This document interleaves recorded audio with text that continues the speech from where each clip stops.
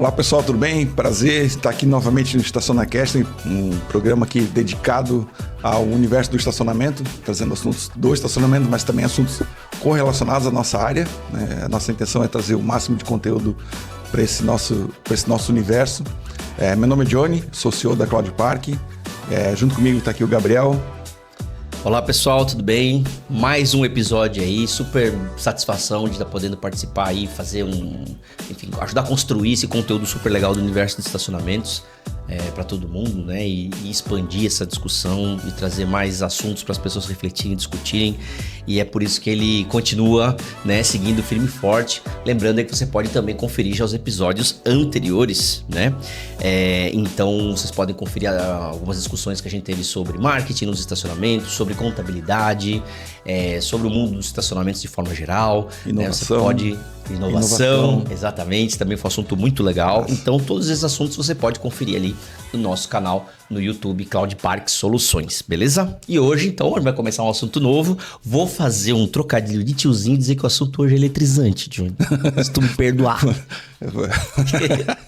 Essa aí... Te pegou desprevenido. Essa aí não estava combinado, vamos combinar um pouquinho melhor aí, mas tá, vamos lá. Pô, Gabriel, com a gente aqui hoje, meu amigo pessoal, né? Amigo de longa data aí, do tempo da caserna ainda. Olha.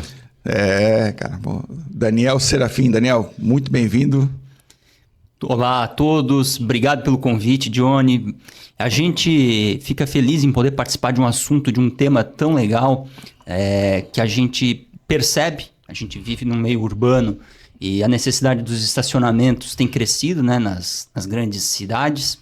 E a gente tem uma sinergia muito grande com o estacionamento porque é um espaço amplo, né, onde a gente pode explorar esse espaço de diversas formas. E eu acho que a energia solar fotovoltaica, inclusive as estações de recarga para carro elétrico, se aplicam muito bem a esses espaços. Massa, massa. Mas antes da gente entrar no assunto, eu já te conheço há muito tempo, né, cara? Estamos juntos aí há muito tempo já, mas quem é o Daniel? Quem é o Daniel Serafim aí? Puder trazer para o pessoal aqui um pouquinho. Perfeito. Eu sou engenheiro eletricista de formação, né? Como o Johnny falou, antes de ser engenheiro, eu fiquei um tempo no Exército, né? Foi lá que a gente se conheceu, né, Johnny? Então, eu acabei indo para a área da engenharia elétrica por influência muito do meu pai. Hoje eu sou sócio proprietário e diretor comercial da Domo Solar. É uma empresa de Santa Catarina, com matriz em Blumenau, com uma filial em Rio do Sul e uma filial em Chapecó. Nós atuamos extensivamente em todo o território de Santa Catarina e também em algumas obras fora do estado, né? Obras maiores, usinas fotovoltaicas, a gente também atua fora do estado. A minha função hoje dentro da Domos conduzir a equipe comercial. Então a gente está sempre muito alinhado, né, com os assuntos e as necessidades do consumidor lá na ponta, e a gente consegue, né, ter uma visão geral do quanto esse mercado, né, o mercado de energias renováveis e o mercado também da eletrificação, né, dos automóveis vem crescendo no país. A Domos é uma empresa que está no mercado desde 2012, então 2013. Né? Então a gente acompanha o mercado desde que ele iniciou, né? O mercado do solar no Brasil iniciou em 2012, né? Com uma resolução criada pela ANEEL. Então tem muita história na minha cabeça e assim desde o início a gente estava aqui quando tudo era mato, né? Uhum. Então quando tudo era mato a gente já estava nesse mercado de solar e aprendeu muito com ele, e a gente ainda tem muito a aprender. Eu acho que a gente ainda tem uma curva de crescimento ampla para desbravar, né? Então, quem visita o exterior aí e olha as usinas que estão fora do país, quem visita o exterior e outros países até um pouco maiores que o Brasil, entendem o tamanho que é a curva de adesão para o carro elétrico e o carro híbrido. Eu acho que ao longo dos próximos anos a gente vai ter grandes transformações na nossa matriz energética, né? A gente já está vivendo isso aqui no país e está vivendo isso no mundo. assim como a gente vai ter uma grande transformação na forma como a gente se locomove, né? O Johnny acabou de falar que veio para o estúdio hoje de scooter elétrica. Scooter elétrica. Então, isso tem sido cada vez mais frequente. Lá Já tá ali no estacionamento carregando, né? Parei ali, já só deixa carregando para mim aqui, já tá ali carregando também. É uma mudança, né? A gente lá na empresa, a gente tá em Blumenau, a gente tem 3 funcionários, se eu não me engano, que vêm todo dia de scooter elétrica. Há 3 anos atrás isso não existia. Era todo mundo vindo ou de ônibus ou de carro a combustão. Por que a scooter elétrica, né? Se tornou um equipamento de uma aquisição, certa forma facilitada, e traz uma economia muito grande e traz, né, uma flexibilidade para o nosso trânsito muito grande. Pois é, eu tenho a minha faz 2 anos e meio que eu tenho a minha. No começo eu senti assim o estacionamento, trabalho com estacionamento também, mas senti todos os estacionamentos super arredio, assim, né? Puta, cara, lá vem um cara com um scooter, amaldiçoado, né? Tipo assim, cara, é um negócio que não fazia parte do negócio, o estacionamento, era só mais um estorvo e ainda era um cara que tirava um carro de circulação que potencialmente era um cara que estava estacionando. Aí o que eu já vejo hoje, como eu uso bastante ela, principalmente deslocamento mais curto, tem meu carro para deslocamento maior, mas aqui dentro da cidade, alguma coisa mais curta eu vou com ela. Buscar filha na escola, voltar, enfim. Já virou a chave, né? O estacionamento hoje já está preparado para parar uma scooter lá e para carregá-la também. Então tá ali hoje e ele está sendo cobrado, tarifado como se fosse uma moto. Não tem placa e tal, mas está sendo tarifado com uma moto. Então, assim, o estacionamento já olhou para aquilo e falou, peraí, cara, vamos se alinhar aqui com o mercado e vamos... Então, enfim, já virou uma fonte de renda também, já deixou de ser um passivo ali, virou alguma coisa bacana, né, cara? Eu acho que eles primeiro se assustaram com a novidade, né?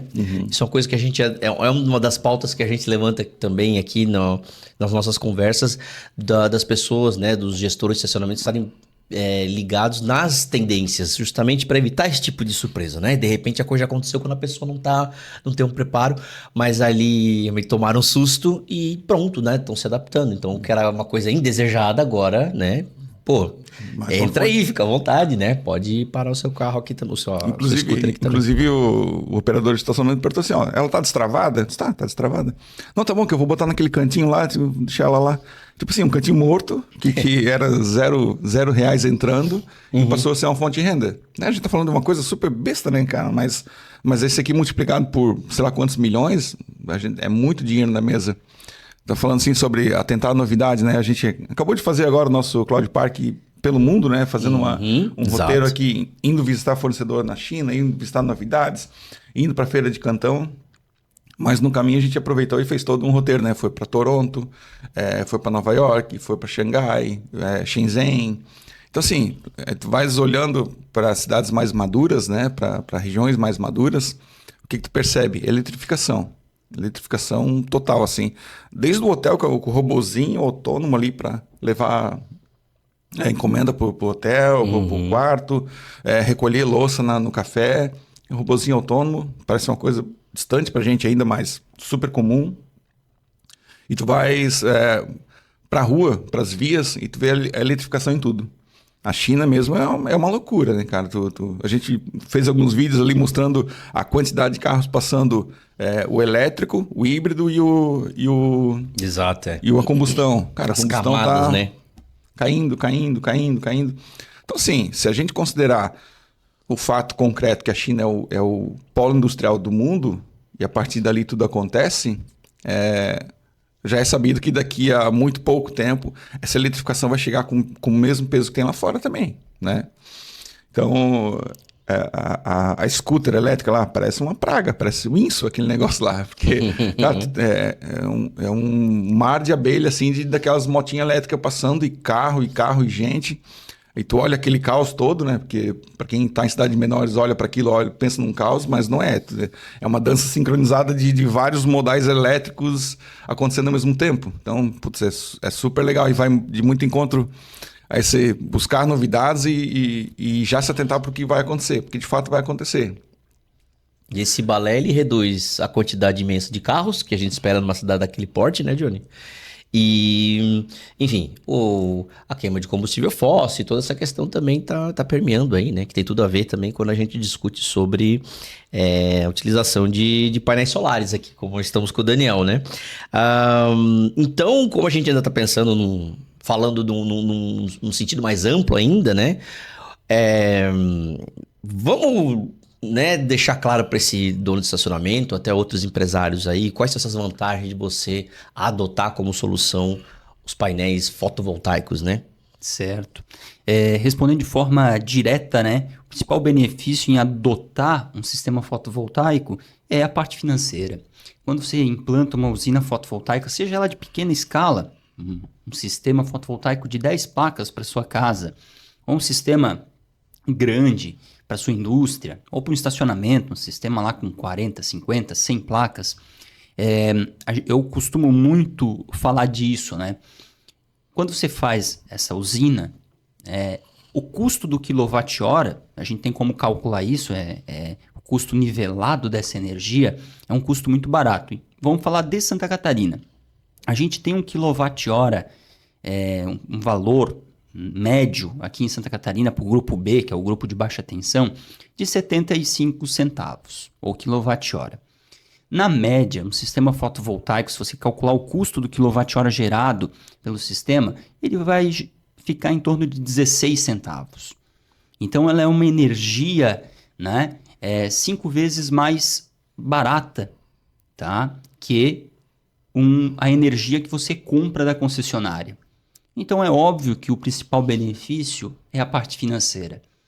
Dificilmente você vai encontrar alguém que investiu em sistema fotovoltaico, repetindo, seja para casa, para o comércio, indústria, estacionamento, insatisfeito, porque é um bom investimento do ponto de vista financeiro. Ao entorno disso, ele traz um monte de periféricos, né? Parte sustentável, tudo isso, mas todo mundo entende, poxa, mas será que não vai saturar o fotovoltaico? E daí aqui eu faço um parênteses, né? A gente tem as nossas casas cada vez mais elétricas, né? O exemplo está agora que a gente está usando já automóveis, né? Ou algum tipo de meio de locomoção elétrico. Então, tu vê até isso, né? A gente está carregando na tomada, está usando energia elétrica para carregar, inclusive, o nosso meio de transporte. Então, a demanda por energia elétrica ela só vai crescer nos próximos anos. Ela vem só crescendo. Nesse ano, por exemplo, quando a gente teve esse pico de calor, a gente bateu o recorde nacional, né, de demanda instantânea. Né? Foi ali perto do meio-dia, nesses meses agora de março, onde a gente teve esse calor bastante intenso, né, por conta do ar-condicionado. Né? Todos os ambientes do Brasil, o ar-condicionado se tornou mais acessível, né? Então você volta lá para a década de 90, não precisa ir longe, década de 90, quantas casas tinham ar-condicionado? Pois é, cara, talvez tu vai conseguir responder uma coisinha. Como é que a gente conseguia viver naquela época sem ar-condicionado e não consegue viver hoje em dia, cara? Tu que é da área, assim, e aí? Tu que é da área da elétrica, assim, né? Cara, nos 90 a gente vivia de circulador de ar, lembra? Cara, é uma loucura, né? Não sei Exato. se... Cara, pra casa ninguém tinha ar-condicionado e tal, tudo bem. Vivia. E hoje em dia, cara, ninguém sobrevive. Eu acho que o ser humano, de maneira natural, né? A gente, enquanto não vivencia algo confortável, a gente suporta. A partir do momento que tu entende, poxa, isso aqui é muito bom, né? Instintivamente a gente diz, poxa, mas para que eu vou sofrer, né? Se eu posso ter conforto. A gente se acostuma fácil, né? Então hoje é normal a gente, tô no ar-condicionado, como eu vivia lá na época, a gente não conhecia, então aquilo nem era conhecido o ar-condicionado, então a gente conseguia, né, dormir com ventilador, tá? Porque realmente a gente desconhecia, é um fator humano. Mas o fato né, o ar-condicionado se popularizou, se tornou acessível e assim, né, o ar-condicionado ainda, eu vou dar um exemplo meu, né, como é cultural, assim, aqui na nossa região a gente tem muito ar-condicionado e a gente vê bastante difundido. Eu vou para o oeste do estado de Santa Catarina, eu vejo muito menos ar-condicionado nas casas. né? Por fato, é cultural ainda. Não, mas ar-condicionado não é bom. A partir que vai chegando uma nova geração e vai aderindo mais ao ar-condicionado, vai corroborando isso que eu comentei. A demanda por energia só aumenta. Então, aquela casa que antigamente a gente usava a geladeira, luzes, um freezer e uma televisão para ligar na tomada, hoje olha quantos dispositivos a gente conecta na tomada. São 4 ar-condicionados por casa, digamos que tem uma scooter para o filho ir para a aula, para ligar na tomada. Se é uma família de 4 pessoas, são no mínimo 4 celulares para carregar na tomada. E cada celular já vem agregado, o fone, cara, não é só o dispositivo, né? Expande muito mais, né? É isso aí. E daí a gente entende o quanto a gente precisa de energia elétrica, né? Para suprir a demanda do ser humano. Então, voltando lá para o começo, fotovoltaico é financeiramente muito bom. Não tenha dúvida disso. E para quem tem medo, mas isso aí vai saturar? Muito pelo contrário, a gente só vai precisar de mais energia daqui para frente.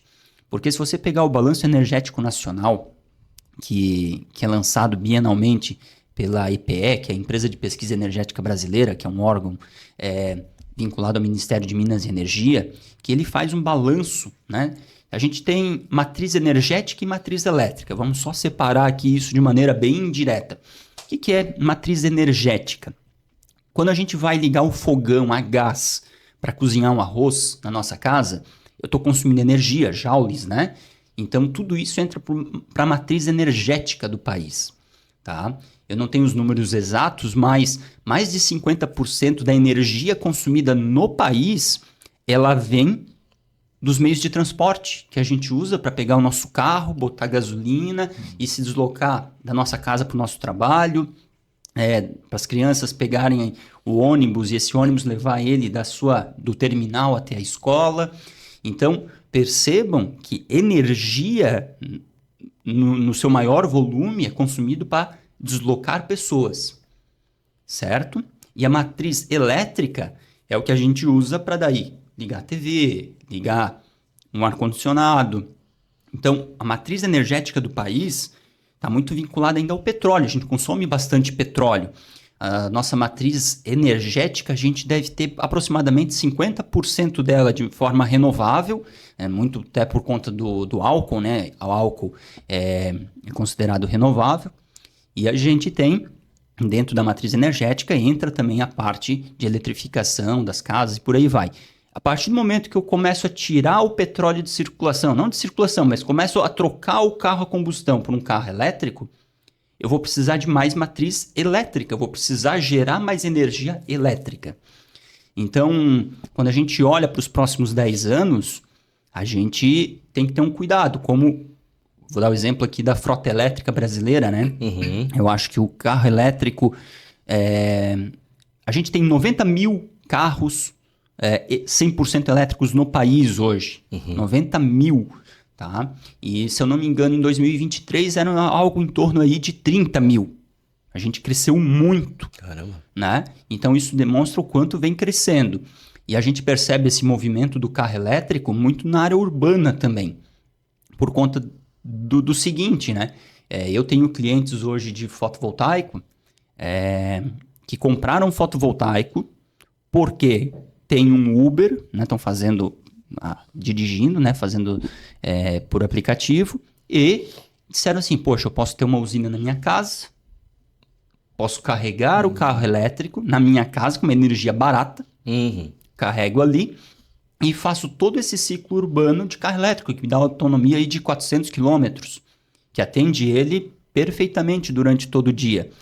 E isso vem crescendo muito, né? São Paulo, aproximadamente 9 mil carros já fazem o transporte elétrico dentro das cidades, seja para motorista de aplicativo ou seja para transporte de mercadorias, né, de vendas online e por aí vai. Isso é uma tendência. E daí tu começa a tirar o carro a combustão e trazer ele para a matriz elétrica. E voltando aqui, o que eu preciso? Preciso gerar energia, porque senão vai faltar energia, e principalmente nessas grandes cidades. Então a geração distribuída, o fotovoltaico, é muito legal porque tu tá gerando energia muito próximo de onde tu tem a carga. Né? Tu tá gerando esse meu cliente que tem o seu carro elétrico e tem a energia solar na sua casa, é um exemplo disso, ele já está gerando onde ele já consome. Eu não preciso estar transportando energia lá da Itaipu até a minha casa, né? Porque toda vez que eu transporto energia a longas distâncias, eu tenho perdas também. Então, o fotovoltaico, ele, além do ponto de vista econômico, que é muito bom para quem investe, ele tem um fator social muito legal, porque tu minimiza o custo com grandes infraestruturas para transportar energia. Né? Tu começa a racionalizar um pouco mais, né?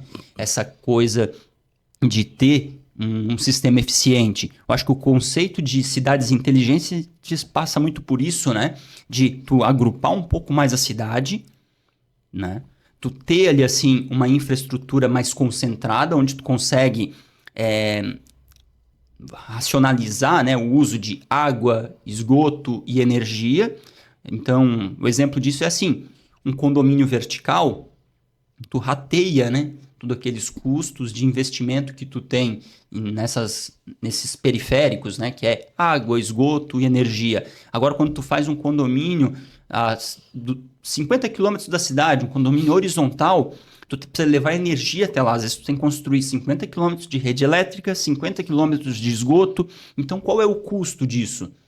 O quanto isso se torna caro para a sociedade? E a gente estava falando um tempo atrás com o Thiago aqui, que ele veio trazer um pouco da pauta sobre inovação, né? Exato. A gente falando sobre inovação e tal, e também trouxe um pouco sobre Smart City, sobre o quão inovação está nas pequenas coisas, não naquela coisa... É um pouco... né? A gente está chovendo no molhado aqui, mas é importante falar, cara, que inovação, que eletrificação, que ela parte das coisas pequenas também. Ela começa do pequeno, né? Então, assim, ter a tua usina solar ali para gerar a tua demanda de energia e resolver o teu problema ali, isso é Smart City. Exato. Isso é Smart City. Isso. Smart City não é conectar tudo interconectado. Não. Ele começa por ali. Então, a partir dali, tudo se desdobra. A gente tratou bastante, quem quiser acompanhar um pouquinho sobre esse tema, dá uma revisitada lá, cara. Que é interessante, sim, falar de inovação. Inovação, ele tá muito próximo da gente, sabe? Tá muito no dia a dia e não mandar foguete para a lua também. Exato, né? A coisa de melhorar, de simplificar a vida é inovação, né? Não precisa necessariamente falar de fusão nuclear aqui como fonte de energia para falar de inovação, né? Mas, poxa, muito deixa eu te fazer uma perguntinha, cara. Porque assim, a gente trabalha com estacionamento, o Gabriel trabalha com marketing direto ali, recebe muito dessas demandas também. O pessoal pergunta bastante o seguinte, olha, mas peraí, eu tenho um estacionamento, ele é relativamente grande e tal, tem uma área ampla assim para estacionar, mas o consumo de energia elétrica própria do local ele é muito pequeno. Né? Porque os nossos equipamentos, por exemplo, consomem pouquíssima energia. Né? Ele tem iluminação à noite, ok, que é um pouquinho maior, mas hoje as lâmpadas também já ajudam nesse sentido, que consome ela consome menos, né? No mais, ele tem uma guarita, um totem de autopagamento e a própria entrada e a saída do estacionamento. Então, o que o pessoal fala? Não, peraí, ok, mas eu consumo muito pouca energia. Então, por que eu vou me desprender a fazer um sistema solar? Por que eu vou investir nessa área se meu consumo aqui local ele é tão pequeno? Aí eu queria que tu trouxesse um pouco sobre esse tema aqui também. Claro, vamos lá. O consumo pode ser baixo ali, mas eu tenho certeza que... Eu vou dar o meu exemplo que exemplifica um pouco disso. Eu moro num apartamento e eu não tenho a minha geração junto ao meu apartamento. Eu tenho lá na casa dos meus pais. Então, esse proprietário do estacionamento, se ele tem uma boa área, né, com uma boa irradiação solar disponível, ele pode fazer a geração ali para atender sim o estacionamento dele, certo? Ter a unidade consumidora dele no nome, o CPF dele talvez, e ele pode distribuir esses créditos para sua casa, para a casa do seu filho, né, para a casa da sua mãe. Então, fazer ali uma usina onde tu distribua créditos e a gente faça o autoconsumo remoto. Né? Tu está consumindo remotamente a geração daquilo ali. Então, isso é uma possibilidade muito boa. Outra forma, outra fonte de renda que ele pode agregar é fazer... Não, eu tenho uma boa área, eu não tenho consumo, eu vou gerar aqui R$5.000 de energia por mês, eu não tenho onde consumir tudo isso. Ele pode locar essa usina, né? Ele pode fazer a alocação dela. Diz assim, olha, você que tem aí um mercado de bairro, que não consegue às vezes instalar, fazer a aquisição do sistema, eu posso locar essa usina para você. Locar esse equipamento que está lá em cima do estacionamento dele, aproveitando a área, gerando sombra e também energia, e também no dia de chuva protegendo os seus clientes da chuva, né? Uhum. E pode ser uma nova fonte de renda para ele, locando esse equipamento para o mercado. Pô, que bacana, cara. Não... Fazendo isso através até mesmo de autoconsumo remoto, que é possível, então ele só vai ter que ter a titularidade do mercado também ali na unidade consumidora onde está conectada essa usina, né? E faz o autoconsumo remoto e faz uma alocação a um valor fixo, né? Então, a gente não pode vender energia. Vender energia é proibido, né? Na verdade, não é proibido, mas quem pode vender energia dentro do estado, dentro das concessionárias de energia? A concessionária que tem a concessão e algumas permissionárias, que são cooperativas de energia. E eles podem vender energia, ou seja, um valor de quilowatt-hora, 75 centavos. A gente não pode, se eu gerar 10.000 kWh por mês, então eu te vendo a 60 centavos o quilowatt-hora. Isso não pode ser feito. Né? A forma contratual de fazer isso correta é uma forma de locação. Além do autoconsumo remoto, existem cooperativas de energia de geração distribuída. E elas também fazem a aquisição dessa energia gerada no local e ela distribui isso através de geração compartilhada. Então, é um consórcio, né? Você tem vários consorciados dentro desse contrato, ou vários cooperados, né? Porque a natureza da geração compartilhada ela pode ser consórcio, cooperativa, associação, existem várias formas legais de se fazer isso. Então, a forma de cooperativa, você é um dos cooperados, a usina lá, que está lá no estacionamento, gerando receita para o seu João, que é o dono do estacionamento, né? Ele vai receber todo mês o aluguel da cooperativa e a cooperativa vai mandar energia para a casa do Brant, para a casa do Daniel, né? Então, a gente tem como fazer uma forma de renda. Então, utilizar o espaço, né, é muito bom, porque geralmente estacionamento é amplo, né, ao céu aberto, na grande maioria deles. Claro que existem também os estacionamentos de prédios, né, subsolos e por aí vai, mas eu vejo muitos estacionamentos a céu aberto, onde o carro está lá pegando o sol e ele não está aproveitando aquela área para gerar uma nova receita. E faço mais uma observação. Às vezes o dono do estacionamento ele deixa de fazer um investimento em fotovoltaico pensando que, poxa, mas eu não tenho consumo, ok. E também não estou a fim de fazer geração compartilhada, não quero alugar. Mas se ele ainda não enxergou que o carro elétrico está vindo e que ele precisa de um lugar para carregar, e que se ele não carregar no estacionamento dele, ele vai no estacionamento do vizinho, né?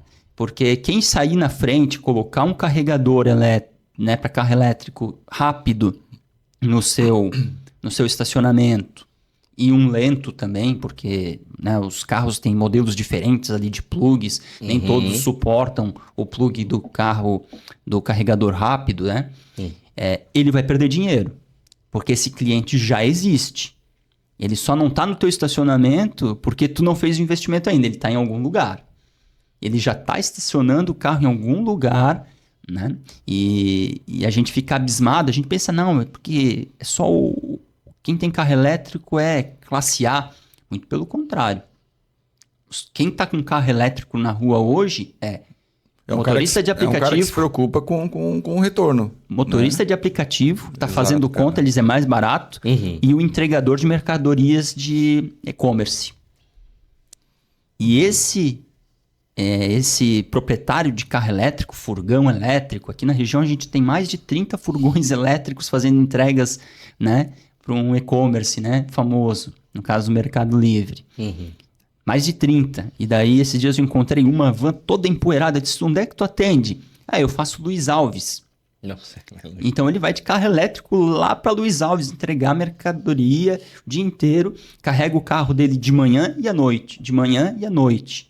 E ele não carrega em casa, porque ele não tem tempo para ficar 4, 5 horas carregando num carregador lento. Ele precisa carregar rápido, 1 hora e meia. Então ele vai onde tem carregador rápido. E ele precisa de comodidade.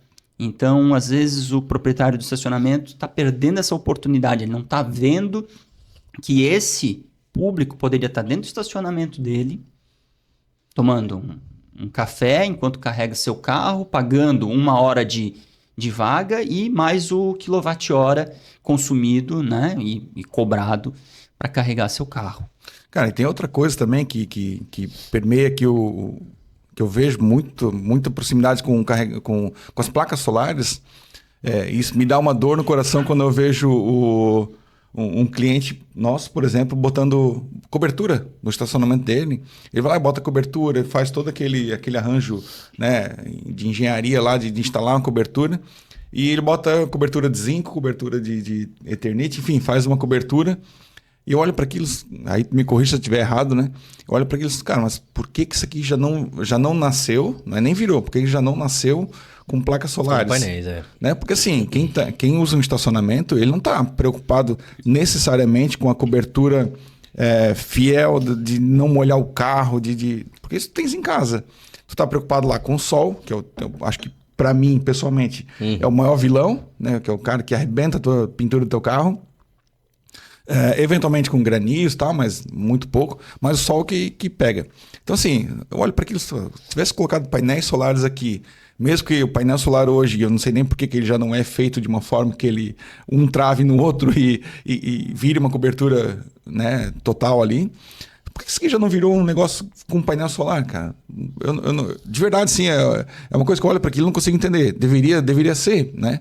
Porque eu faço um paralelo da minha casa, da minha vida pessoal. Quando eu fui fazer a obra da minha casa, precisava rebocar o teto da área do living ali e tal, né? Tem que rebocar o teto. Aí o pedreiro, quanto é que é para rebocar aqui? Tanto material, tanto mão de obra, tá. Mas se eu já fizer com gesso, né? Uma coisa super boba, mas para mim ele tem é muito parecido. Mas se eu fizer com gesso, aí com o gesso ficou mais barato. Porque eu não fiz não foi feito o reboco em cima, porque fica escondido, já foi direto gesso. Então ficou muito mais barato do que se eu tivesse rebocado para depois fazer gesso. Né? Então eu vejo isso no estacionamento. Peraí, por que isso aqui já não nasceu com painel? Se tu puder trazer a luz aí. Então, assim, e tu tem razão, no estacionamento de veículos, né, dá para fazer uma estrutura, né, metálica, geralmente, onde tu aplique as placas fotovoltaicas como cobertura.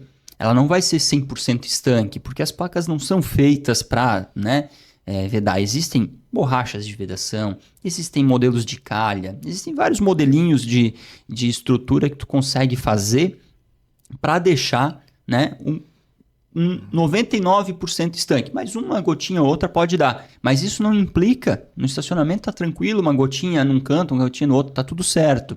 Então sim, para estacionamentos comerciais, funciona muito bem uma estrutura metálica, geralmente, é a melhor que tem, com placas solares, placas fotovoltaicas para fazer a cobertura, até a função de telhado e de geração de energia. Ok? Então, dá para fazer, funciona, fica um pouco mais econômico do que aplicar uma telha, né, uma telha metálica ali em cima trapezoidal e depois aplicar o fotovoltaico.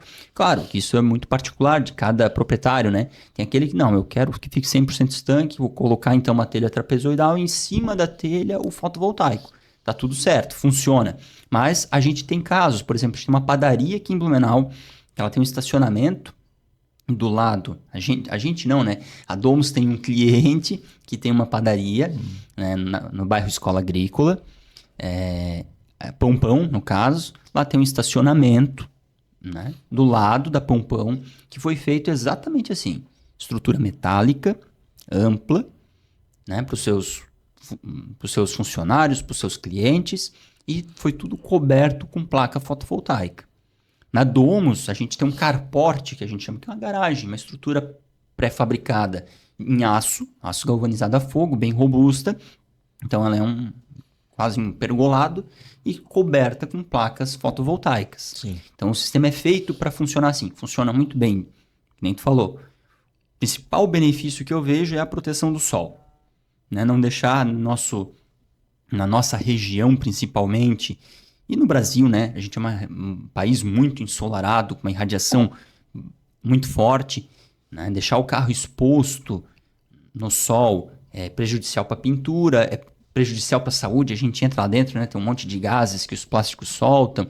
Então, tu proteger os carros do sol é um grande benefício e com certeza para o investidor, o dono de estacionamento que faz uma cobertura, eu vou dar o meu exemplo.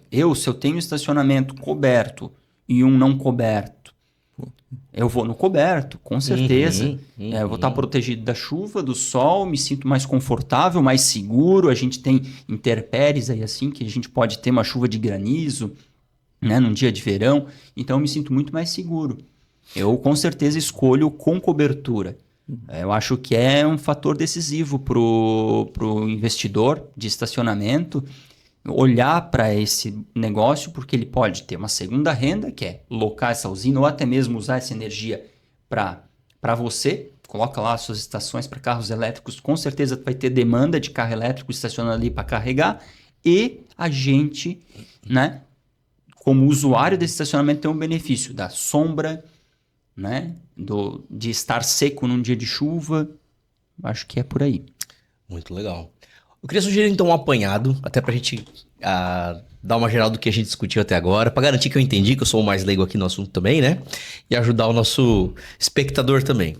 Então a gente viu que a energia solar, ela é muito barata, como você apontou, mais barata do que a gente costuma consumir ali da rede, né, elétrica. Por isso já tem uma grande vantagem. Acho que a gente não entrou nesse assunto, mas também tem a questão do equipamento que você instala, mas tem uma compensação ali no tempo de retorno, né? No payback desse material, que eu imagino que seja um payback em um prazo interessante também, sim, né? Para isso valer a pena. O Johnny comentou que o estacionamento, a princípio, né, em essência ali pelos equipamentos, não é um super consumo, né? Cancela o totem, não é que consome uma grande quantidade de energia, mas pode garantir também uma economia quando a gente instala esse tipo de solução. Tem também as expansões que a gente sempre sugere, pensando no estacionamento como um hub de serviços. A gente pode falar da comodidade de usar essa cobertura, de oferecer uma unidade ali geradora de energia, como você falou, para locar. Então a gente vai locar por um valor que a gente não pode vender eletricidade, mas pode locar essa estação por um valor que vale a pena para esse consumidor, para esse cliente, né? Vamos dizer, que vai valer a pena para ele em relação ao consumo da energia ali da rede, e todas as outras soluções que a gente fala às vezes aqui, né, Johnny, lavanderia, imagina consumir menos com esse tipo de serviço. Eu puxei esse assunto aqui, porque o estacionamento está passando por uma eletrificação também, né? Exato. Isso que a gente nem falou de novo, não revisei da questão do carro elétrico que a gente já bateu aqui também. A gente está falando sobre eletrificação, mas o próprio estacionamento vive isso também no dia a dia. Exato. Porque está cada vez mais se transformando num hub de múltiplos serviços, né? Então, beleza, meu consumo é pequeno, né? O consumo é baixo aqui, mas peraí, e se eu colocar uma lavação? Hoje é impeditivo, pessoal. Não vou botar lavação porque daí vai com muita energia. O ovo ou galinha, então, né? Então, vamos gerar suficiente para ter outros serviços também. Lavação automotiva, lavação de roupa, lockers, mercadinho, uma máquina de lá de vender refrigerante. Enfim, tem muita coisa também nesse universo de eletrificação dentro do estacionamento, né? Exato, a gente está trazendo um outro ponto sobre uma tecla que a gente já bate há bastante tempo, né, Johnny? Que poxa, teu estacionamento não precisa ser só aquele espacinho que o carro entra, você paga um valor e sai. A gente fala que aquela vaga pode gerar um valor muito maior para o dono do estacionamento a partir de todos esses serviços. E esses serviços podem ter um custo reduzido, um dos custos deles ser mitigado, que é o consumo de eletricidade, quando ele acrescenta uma solução como essa. Então a gente está falando... A gente está dando muita dica aí, né? A gente... Meu Deus do céu. Não, mas assim, Daniel, a gente vem aqui bate esse papo aqui com os convidados e com a galera aqui e com o pessoal que nos responde depois e interage com a gente também, falando sobre o quanto o estacionamento, qualquer negócio é assim, mas quanto que o estacionamento ele precisa ir muito além do parar o carro, né? E a gente percebe isso nos nossos clientes. Hoje são mais de 850 estacionamentos que a gente atende no Brasil, e tu percebe o quanto que tem uma galera subindo a colina e uma galera descendo a colina, né? E tu percebe padrões ali, né? Pô, quem está subindo a colina, cara, é o cara que está indo para frente, né? É um empresário que está preocupado, que olha custo, que olha o centro de custo de cada coisinha, olha para o operador dele, não mais como uma pessoa que está ali tirando o ticket, cuidando do estacionamento, mas automatiza aquilo, né? Deixa acontecer sozinho e pega esse operador e vai trabalhar com a experiência do cliente, né? O cara vai lá te ajudar a manobrar o teu carro. Tu tens um carro maior, tu tá com... Enfim, vai lá, te ajuda a manobrar o carro, abre tua porta, leva uma sombrinha, um guarda-chuva. Enfim, é o cara que está preocupado com outras coisas, com experiência. Aí o estacionamento dele não custa mais R$5 a hora, R$10 a hora. Custa mais. Só quem está pagando tem a percepção absurda de que ali vale muito mais a pena estacionar do que em outro lugar. Então a gente tem falado reiteradas vezes, não é por um achismo, mas sim porque, cara, tu olha padrões, né? Tu olha de 850 clientes, até um pouco mais já, mas vamos lá, 850 clientes. Cara, quem está subindo e quem está descendo? Quem está descendo a colina hoje é o cara que está ali sentadinho, né? Custa R$10 a hora e vezes tanto ali, vai dar, final do mês eu vou faturar tanto. E ok. Não é ok. A coisa... Meu amigo, infelizmente, teu negócio está fadado ao fracasso. Se tu não correr para outro lugar aqui, se tu não entender o teu negócio como uma coisa mais ampla, até a Domo Solar também, você comentou comigo que tem outras ações dentro da Domus também, que não é só o painel solar, né? Tu tens e-commerce, tem as outras coisas que permitem. Na verdade, a Domus é um grupo também de outras coisas, né? Exato. Mas aí eu acho muito legal. Agora vamos não falar como especialista em energias, né? Mas vamos falar como empresário. Então, eu tenho essa mesma percepção, né? Que um negócio que não é dinâmico, seja ele qual for, pode ser uma lavanderia de carro, pode ser uma padaria. Se você não é dinâmico e não está aplicando, reinvestindo aquele dinheiro que você, do seu faturamento na sua empresa, né? O cliente ele para de consumir o seu serviço, o seu produto. Então, ele vai consumir o produto de quem traz algo novo para ele, traz algum benefício, traz uma experiência melhor para ele. Então, isso serve, eu acho, para todos os ramos, né? A gente que... o fotovoltaico traz isso como benefício, a gente senta na mesa todo dia para conversar com empresários de diversos setores, metalúrgico, têxtil, serviços e por aí vai. E a gente coleta informações. E a gente percebe que o empresário, que a empresa de sucesso é aquela empresa que está sempre reinvestindo, pensando em coisas novas, né? De novo, o Johnny falou uma coisa, o ovo ou a galinha, né? Então, às vezes, o empresário, mas eu não vou fazer isso porque eu acho que não tem demanda. Então, daí o vizinho dele resolve investir. Não sei, isso aqui ainda é novo, mas eu vou fazer esse investimento. E ele começa a atrair um público novo, né, para o comércio dele, certo? E eu vou dizer para vocês, essa padaria que fez o fotovoltaico, ela fez o fotovoltaico há uns 5 anos atrás. E ela fez essa cobertura e eu vi depois 2 padarias de Blumenau copiando a ideia. Copiaram a ideia porque viram que no dia de chuva, quem ia na padaria escolhia qual padaria? Escolhia aquela que estacionava o carro no lugar seco. Mas é caro fazer um estacionamento desse. Ok, só que qual o benefício que vai te trazer a longo prazo aquele investimento? Então a gente como empresário tem que ter visão de longo prazo, certo? Então isso serve para Domus também. A gente tem hoje um portfólio de serviços, né, de energia, onde a gente cuida, a gente, por exemplo, faz gestão de energia para consumidores do Mercado Livre. Então o mercado ele vai abrir inclusive para o mercado consumidor do grupo B. Então consumidores do grupo A, que são os de média e alta tensão, eles já têm a opção, ao invés de comprar energia da Celesc, eles podem comprar energia hoje do Mercado Livre de Energia. Ele pode escolher o seu fornecedor de energia.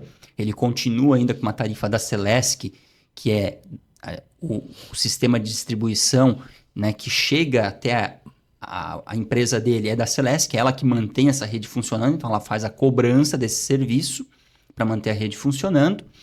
E compra energia, pode comprar lá do grupo CEMIG, lá de Minas Gerais, estando aqui em Santa Catarina. Então, isso para consumidores do grupo A, que é média e alta tensão. Isso já aconteceu. A Domus já faz a gestão de energia de clientes do grupo A. E em breve, né, vai acontecer a abertura do mercado, inclusive para o grupo B. Nós, na nossa casa, vamos poder escolher de quem nós queremos comprar energia. Tá? Isso vai acontecer, é um movimento natural. Esse mercado já está sendo transicionado, vamos dizer assim, já tem regulação, né? Quem regula isso muito bem é a ANEEL, junto com a ONS, que é o Operador Nacional do Sistema. Então, são mudanças que vão acontecer. E se a minha empresa, que é uma empresa de energia, não estiver adequada e atenta a isso para o futuro, a gente vai cair naquele comodismo assim, não, mas eu faço só isso aqui.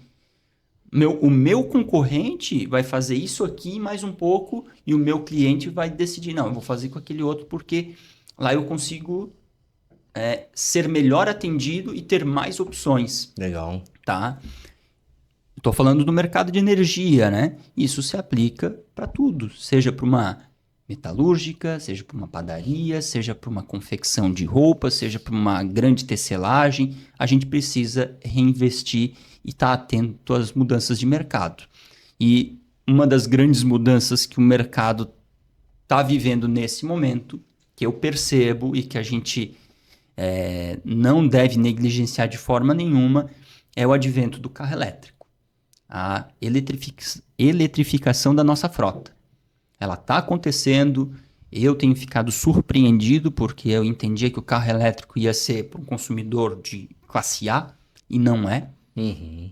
Muito pelo contrário, a eletrificação está acontecendo ali numa classe mais baixa para usar essa ferramenta como meio de remuneração para transporte de mercadoria, transporte de pessoas, e isso tem acelerado. Me surpreende porque já bateu na porta da Domus mais de um cliente dizendo: vou colocar fotovoltaico na minha casa porque eu comprei um carro elétrico, eu vou colocar um carregador para o carro elétrico na minha casa e a minha casa vai ser meu posto de combustível. Então isso é fantástico. Isso está acontecendo. O Brasil ainda não está nem perto da China, né? Vocês estavam lá, vocês viram a quantidade de carro elétrico, né? Provavelmente. Então, eu sei que... Mas a gente tem uma adesão muito legal. E Santa Catarina, falando aqui do nosso mercado catarinense, me surpreende porque São Paulo acho que tem 55 mil carros elétricos. Daí depois eu acho que vem Distrito Federal, Rio de Janeiro, Distrito Federal, Rio de Janeiro como estado, Paraná e Santa Catarina. Eu pensei assim, não, com certeza vai acontecer nos grandes centros, né? Minas Gerais, né? Muito mais populoso que a gente, talvez Bahia, talvez Rio Grande do Sul. Não, Santa Catarina é pioneira. E tu fala Paraná tem 12 mil carros elétricos, Santa Catarina tem tipo 11.500. A gente tem um perfil muito pioneiro. Isso está acelerando muito aqui. E eu queria ouvir de vocês, assim, na China, o que vocês viram aí de carros elétricos e de postos de recarga elétrico, igual a gente tem. Vocês viram algo parecido lá? Cara, voltei da China faz, sei lá, 20 dias aí, né? Passei 2 semanas lá. Então, assim, bastante imerso nesse nosso universo, né? Visitando feiras, fábricas, fornecedores, olhando e vivenciando ali o dia a dia da cidade mesmo, né? Alugando carro, entrando, estacionamento, saindo, pagando, enfim, pagando via Alipay, usando de verdade o que que o ecossistema ali fornece. Uma das coisas que assim, tu fica de cara, cara, como tem tanto carro elétrico? Aí eu tava lá com uma roda de empresários, a gente começou a conversar, e eu perguntei isso, mas por quê? Por que tá dando tão certo o carro elétrico na China? Por que está avançando assim, a passos largos? Assim? O que está acontecendo aqui? Aí, bom, a gente sabe que a China é um país que vive, tem as suas normas específicas de governo, de Estado, como como um país, né? Tem sua forma de fazer. Tem um suporte estatal Tem mais forte do que a gente vê, às vezes, em outros países, né? Então, assim, tem toda uma dinâmica específica. Aí esse empresário falou assim, olha, é relativamente simples o que está acontecendo aqui. O governo entende que a matriz energética do futuro é o elétrico. Passa primeiro por um entendimento, né? A matriz energética é o elétrico. A partir daí se desdobram várias coisas que permitem que essa matriz se perpetue. Por exemplo, ele falou, olha, se tu vai comprar uma barra de direção de um carro a combustão, vamos trazer números aleatórios, vai custar 280. Se tu comprar uma barra de direção de um carro elétrico, vai custar 100. E do carro elétrico está disponível, tá ali, porque todo mundo sabe que vai vender rápido, tá pronto. E o carro a combustão não, então já tu solicita, tu compra, espera um pouquinho mais. Então toda a dinâmica lá já foi construída para favorecer. É subsidiado, então tem menos impostos, a coisa favorece o carro elétrico. Então já começa por um entendimento coletivo de que esse é o futuro e a partir dali vamos favorecer isso acontecer. Né? Aí a mobilidade urbana lá, como tu falou, e aqui, como tu se espantou, assim, quem usa mais aqui é o cara da mobilidade urbana, o cara que é o Uber, que é o 99, que é o entregador, essa galera que consome mais o veículo. E lá não é diferente. Lá é a mesma coisa. Tu sai da estação de trem lá de Hong Kong para a China lá, quando desce na estação do trem, tu desce para as rampas de pegar o táxi ali, é uma rampa absurdamente assim, com 8, 10 pistas, cada pista com 6, 8 carros. Aí quando desce ali, tu já assim, cara, eu vou sentir aquele cheiro de monóxido de carbono, sabe? Aquele cheiro espera típico, já, né? Já sabe, assim, vai ser... Aí não tem cheiro nenhum. Mas aí tu olha pra pista, assim, aquela montuída, 80 carros ali, tu só escuta bater de porta. O barulho, fechando. né? E o barulho, pois é. Fechando porta. Sai o elétrico sem fazer barulho. Então, interessante, cara, porque toda a mobilidade urbana, os ônibus, tem ônibus da BYD lá. Muito doido. Velho. Tipo, eles tá lá há anos, há décadas funcionando. E é elétrico. Tem os híbridos, né? Os ônibus híbridos também. Mas essa matriz energética pegou muito forte. E, em paralelo a isso, precisa carregar. Precisa fazer isso acontecer. Aí, o que tu percebe? Estações de carregamento a cada trecho tu vê estações de carregamento. E carregamento ultra rápido. Ultra rápido, como tu falou. Tem vários tipos de carro e várias necessidades de motorista. Se eu vou parar para almoçar, se faz parte da minha rotina parar para almoçar, buscar minha filha, fazer alguma coisa, eu tenho aquele tempo disponível. Então eu posso usar um carregador menos potente. Tudo bem? Agora, se eu sou um carro de transporte de massa, eu preciso carregar rápido. Aí ele para lá na estação que carrega rápido também. Nas casas, nas casas, não, porque a China não tem muita gente, então são prédios, né? Os prédios estão todos preparados para carregar o carro na tomada também. Então, assim, cara, a quantidade de veículos lá, ele cresce porque é uma consciência coletiva, os empresários investem também nesse tipo de veículo. Vai para a feira lá de Cantão, a feira tem 27 vezes o tamanho da Vila Germânica, é absurdamente gigante, né? Acho que é 8 vezes a Expo São Paulo, o tamanho dela, assim, tipo, absurdo. É enorme. Aí tu vai lá na feira, o que tu encontra? Carrinho elétrico.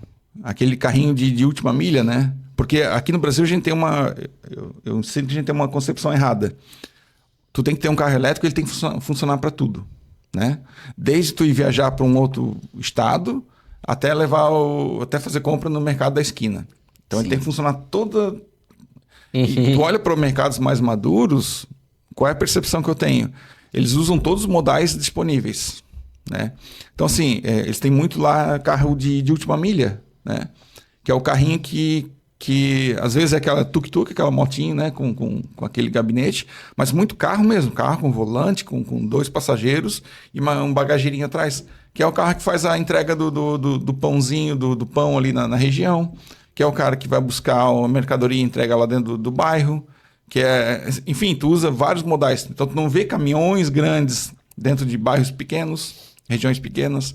Então, tu vê essa dança acontecendo muito bem. O cara vem de trem-bala, para na estação, e ali ele pega a scooter dele, e vai trabalhar numa fábrica um pouco mais afastada, ou que não tem rota lá para aquela região, e volta com a scooter, pega o trem e vai para casa. Já está na cultura da cidade o tipo de modal, como você falou, que ele vai usar numa certa situação, né? Ninguém espera, por exemplo, vou viajar para Recife semana que vem. Ou de bicicleta, será? Né? A gente já tem o uso ideal para cada tipo E talvez para o carro elétrico realmente a gente ainda não tem tanto aqui, né? Porque a gente nem tem noção dessa variedade, né? Sim, sim. Pessoal, eu vejo muitos críticos falando o seguinte, carro elétrico é só para o ciclo urbano. Não, ele foi idealizado para o ciclo urbano, beleza. Mas como um celular que tu carrega toda noite, tu se preocupa com aquele carregamento, o carro elétrico é a mesma coisa.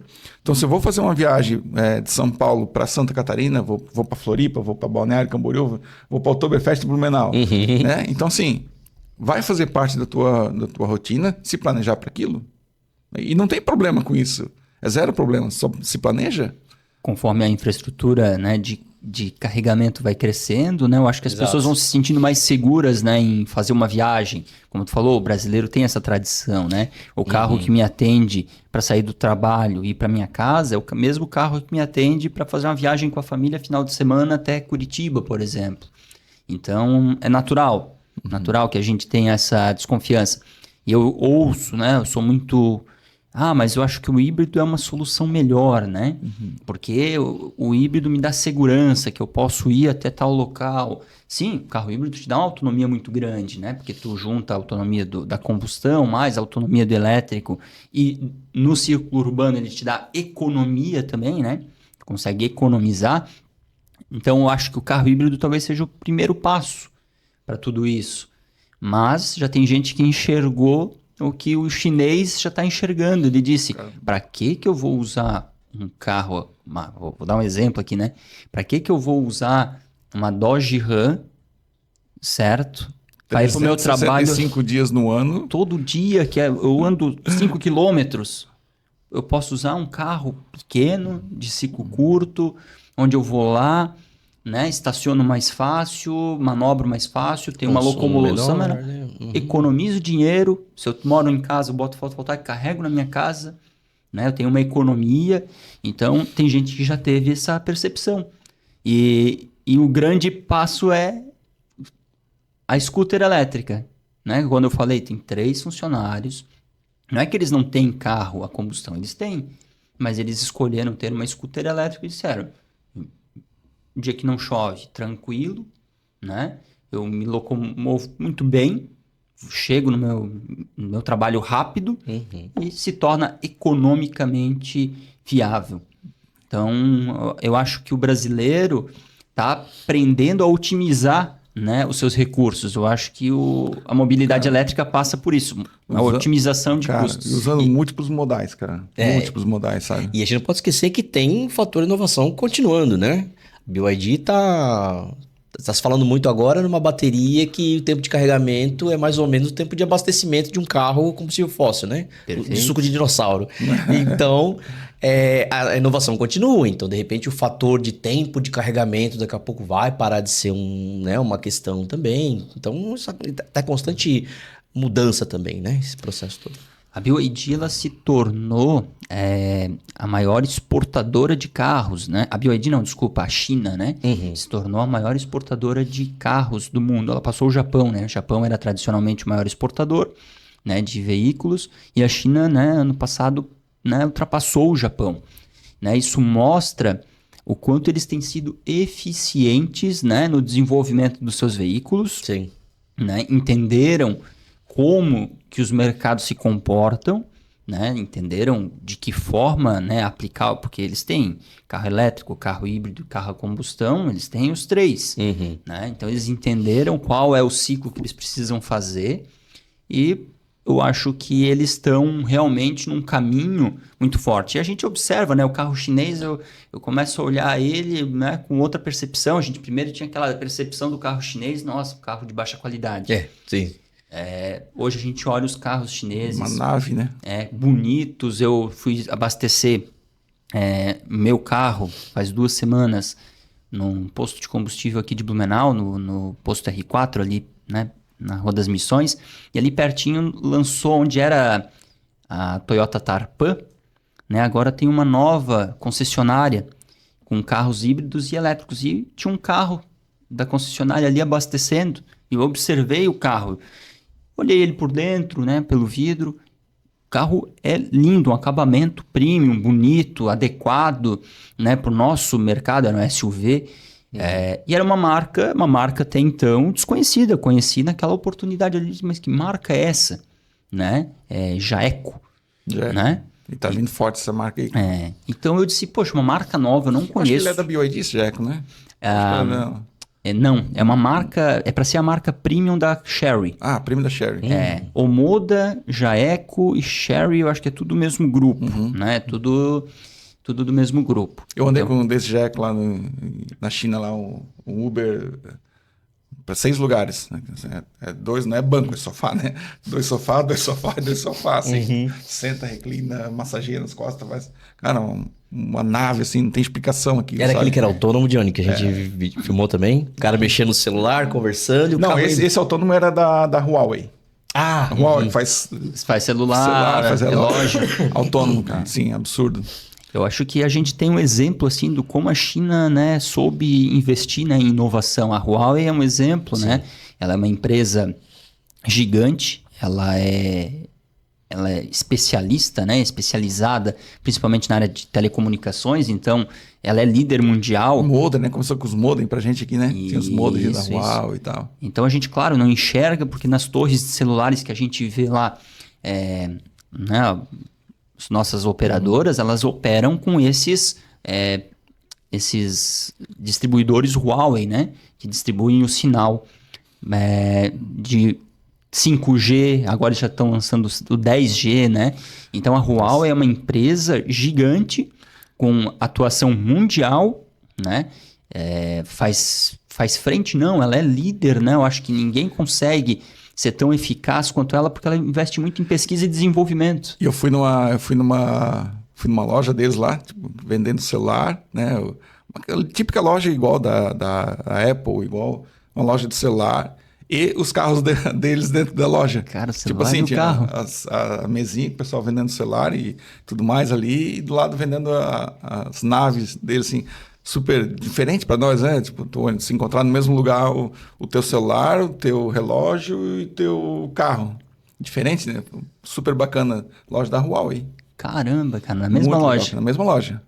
Toda envidraçada, padrão Apple, assim, toda vidro, toda branquinha e tal. E logo minimalista ali, aquele negocinho. Cara, sensacional, tá? Pô, muito legal isso, porque a indústria automotiva, né, ela tem barreiras muito fortes, né, para entrada de segurança, de qualidade, né? Então isso mostra que o chinês está preparado para vir para o mercado mundial forte, né? Sim, senhor. Eu acho que eles fizeram... É um pouco de repetição da história, mas não é, porque é sempre um contexto diferente, né? Mas se a gente pensar depois de Segunda Guerra, Japão e Alemanha, os derrotados pensaram também como é que a gente se reergue. E foram para a indústria automotiva, né? Que era mais forte na época. E se depararam com essa questão de como é que a gente faz carro melhor, com mais qualidade, mas com preço mais acessível, né? E aí vieram os carros japoneses e os alemães, que até hoje, né? Acho que a gente percebe com mais qualidade que os americanos. E os chineses, né, de novo, numa outra escala, num outro momento, no âmbito do elétrico, fizeram também mais ou menos isso, né? Vamos fazer carros melhores e mais acessíveis, não necessariamente mais caros, né? E com essa onda também de outros produtos, porque também o Japão tinha a Mitsubishi, que, né, eu fui saber que tinha carro depois, porque quando eu era pequeno tinha uma televisão Mitsubishi em casa, então eles também fazem vários, mas a China hoje está fazendo isso numa outra escala, né, de forma, e a gente tá vendo aí, então essa tendência de consumo elétrico, de carros elétricos é uma coisa que a gente bateu a tecla aí, que os donos de estacionamento, entre muitos outros empresários, precisam estar de olho, né, porque é uma tendência que não parece ter volta, né, acho que é isso. Cara, o papo tá super legal aqui, mas a gente tá chegando finalmente, né? Uma hora, né? Chegou na hora de despedir aqui. Uma hora tem que acabar, né? Não, é um papo muito bom, cara. Assim, quem quiser continuar esse papo aqui, manda pra gente, pô, liga lá pra empresa, manda ali Comenta no YouTube. Comenta ali, cara. Faz aí, a gente tá aqui pra trazer assuntos relevantes também. Isso aí. Agora, quem quiser saber um pouquinho mais da Domus, né? Como é que faz, cara? Legal. Como é que faz aí? A Domus Vou deixar aqui, né, o nosso arroba do Instagram. Eu acho que é uma das ferramentas que você pode conhecer um pouquinho mais da Domus, é @domussolar. A gente tem o mesmo arroba para o Facebook. A gente também, claro, se der um Google lá, vai pesquisar sobre a Domus Solar, vai ver um pouquinho sobre as avaliações que os clientes têm e a percepção que os clientes têm sobre a Domus. Repetindo, né, nós estamos em Blumenau, Rio do Sul e Chapecó fisicamente, né, com as nossas filiais e matriz. Também deixo disponível... E onde tiver sol, né? E onde tiver sol. Exato. Então eu deixo à disposição de todos e a gente fica muito feliz também sempre que algum cliente quer interagir conosco, né? Pode ligar na empresa, pode nos visitar ou pode mandar um direct lá pelas redes sociais que com certeza a gente vai atender. Que massa, que massa. Pô, Daniel, obrigado aí pela tua vinda aqui, cara. Trouxesse vários pontos aqui com muita precisão, né? Muito entendimento sobre cada ponto. Acho que é muito legal isso aí, de novo, reforço, né? O empresário busca esse conhecimento, ele está aqui, está disponível, é gratuito, né? Liga para a Domus, entra em contato, o time vai atender lá também, assim, como outros parceiros que vieram aqui. Então, assim, o conhecimento está aqui, está fácil, sabe? Não está distante. Então, assim, entre em contato com a gente aqui, entre em contato com a Domus, vem participar desse movimento de inovação do estacionamento e levar ele um pouquinho além do que é hoje, tá? Então, te agradeço de novo, a tua disponibilidade, agradeço o time da Domus também pela longa parceria aí, por tudo que aconteceu, tudo que acontece com a gente aí. Então... Muito obrigado, muito obrigado. Fico feliz em poder participar e parabéns pela iniciativa de trazer esse tema para a mesa. Então, estou sempre à disposição para voltar quando precisarem. Show. Obrigado, Daniel. Agradeço também aí. Cara. E vão vir os próximos, né, gente? Vamos continuar ligado nos canais aí da Cloud Park, porque vai vir mais conversa, tem mais StacionaCast para vir, porque o assunto não acaba, né, Johnny? Assunto para falar sobre não falta. Então, a gente vai continuar aí produzindo muito conteúdo para vocês. Continuem ligados, certo? Valeu, gente. Obrigado.